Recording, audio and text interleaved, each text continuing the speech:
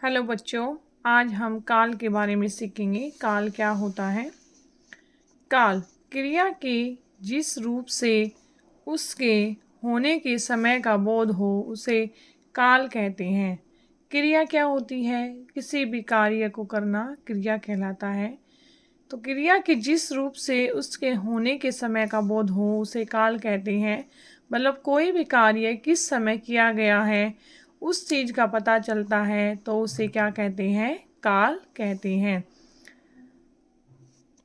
काल के बदलने पर क्रिया का रूप भी बदल जाता है। अगर काल बदलता है तो काल के साथ साथ क्रिया का रूप भी बदल जाता है। जैसे देखिए, मनोज गिलास में पानी भर रहा था। मनोज गिलास में पानी भर रहा था, यहाँ पे क्या आ गया? था का मतलब है बीता हुआ समय, मतलब समय जो है बीत चुका है। मनोज पानी भर रहा था। आगे देखिए, मनोज गिलास में पानी भर रहा है। अब देखिए यहाँ पे क्या आ गया? है क्या है? मतलब अभी भी मनोज जो है गिलास में पानी भर रहा है।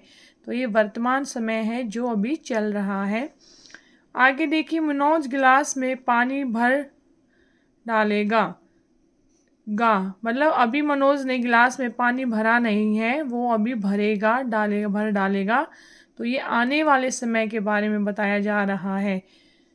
इस आधार पर काल के 3 भेद होते हैं। इस आधार पर काल के कितने भेद होते हैं? 3 भेद होते हैं। पहला है भूतकाल। भूत का मतलब होता है बीता हुआ।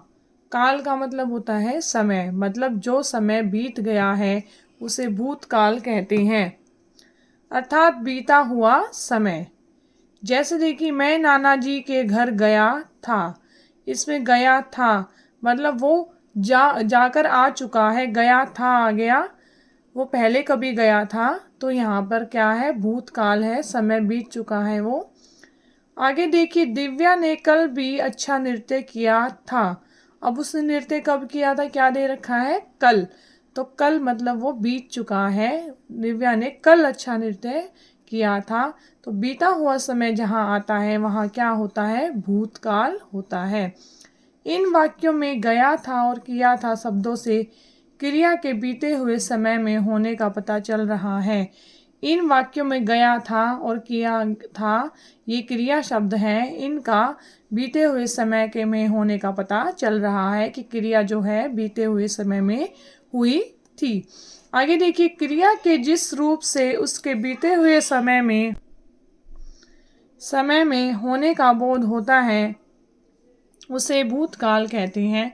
मतलब क्रिया के जिस रूप से उसके बीते हुए समय में होने का बोध होता है, इसका मतलब यह है कि क्रिया के रूप से अगर यह पता चल रहा है कि वह क्रिया जब समय बीत गया है उस समय हुई थी तो उसे भूतकाल कहते हैं। नंबर 2 है वर्तमान काल। वर्तमान अर्थात चल रहा समय। वर्तमान मतलब जो समय अभी चल रहा है उसे वर्तमान काल कहते हैं। जैसे देखिए, हम पढ़ रहे हैं, तो हम क्या कर रहे हैं? अभी पढ़ रहे हैं। तो रहे हैं जो है क्या है? वर्तमान काल है। गरिमा सो रही है। गरिमा अभी सो रही है, तो यह भी क्या है? वर्तमान काल है। इन वाक्यों में पढ़ रहे हैं और सो रही है शब्दों से क्रिया के चल रहे समय में होने का बोध हो रहा है।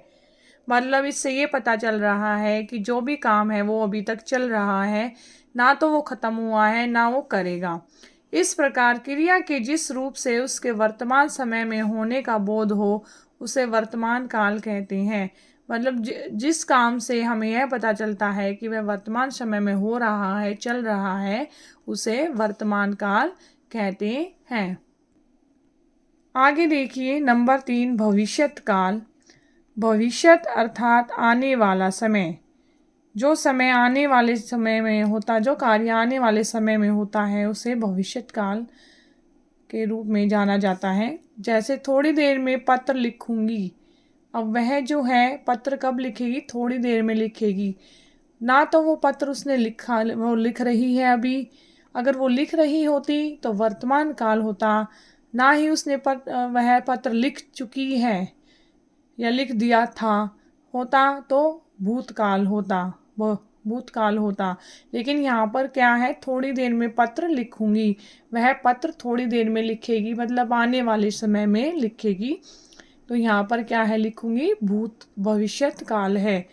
रिया अपना जन्मदिन मनाएगी, रिया अपना जन्मदिन मनाएगी। इसमें देखिए रिया ने जन्मदिन मतलब मनाएगी, अभी उसने ना तो जन्मदिन मनाया है, ना वो मना चुकी है, ना वो मना रही है।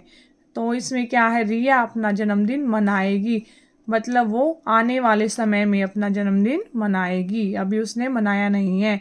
तो आने वाले समय में जो कार्य होता है उसे भविष्यत काल के रूप में जाना जाता है। इन वाक्यों में लिखूंगी तथा मनाएगी शब्दों से क्रिया के आने वाले समय में होने का बोध हो रहा है। लिखूंगी और मनाएगी जो शब्द हैं, इनसे क्रिया के आने वाले मतलब काम जो है आने वाले समय में होगा, ये अभी हुआ नहीं है, इस चीज़ का पता चल रहा है, तो ये भविष्यत काल है। क्रिया के जिस रूप से उसके आने वाले समय में होने का बोध हो उसे भविष्यत काल कहते हैं। मतलब क्रिया काम के जिस रूप से उसके आने वाले समय में का बोध होता है उसे भविष्यत काल कहते हैं। और वर्तमान काल क्या होता है, क्रिया के जिस रूप से उस समय के चल रहे होने का पता चलता है कि वह समय वह कार्य अभी चल रहा है, वो वर्तमान काल के अंदर आता है।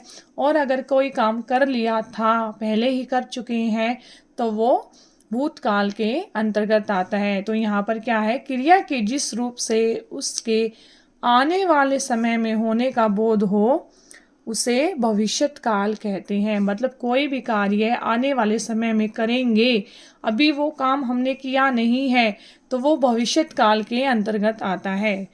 तो काल के कितने भेद होते हैं, काल के 3 भेद होते हैं, वर्तमान काल, भूतकाल और भविष्यत काल। अगर वीडियो पसंद आई हो तो लाइक करना ना भूले। धन्यवाद।